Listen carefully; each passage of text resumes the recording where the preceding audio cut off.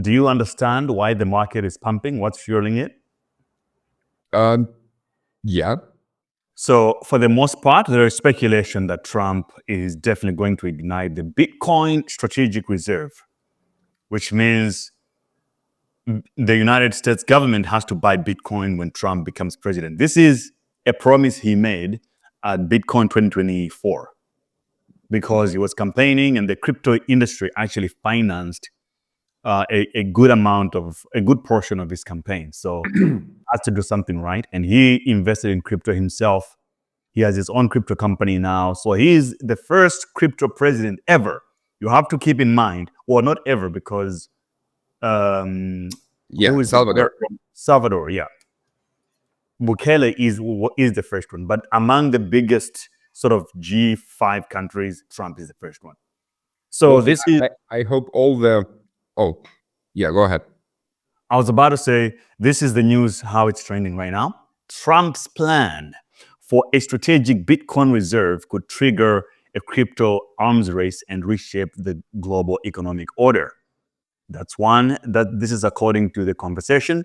And according to Bitcoin Magazine, the US government released half its Bitcoin intended for Trump's strategic reserve.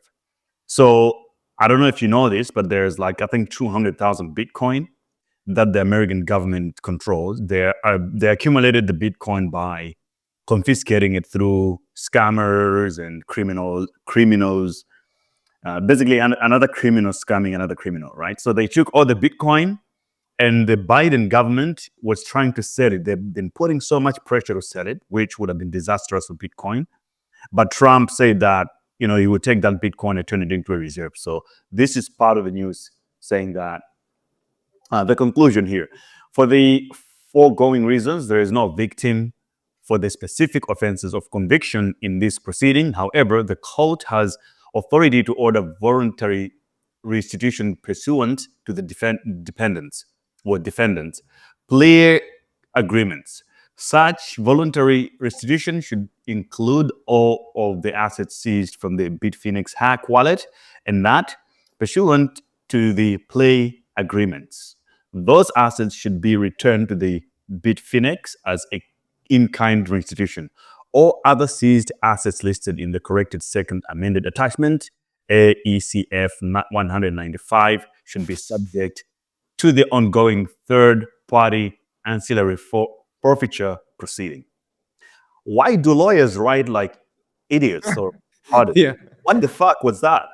It's all right. It's all right. In one day, you can just copy paste it to ChatGPT and ask it to rewrite it in the people language. I think I should just put it into ChatGPT and say, write it like a smart person would write it. Yeah, yeah. But it's a good news. So they not only not selling the Bitcoins, they also returning it to the place it's Definitely.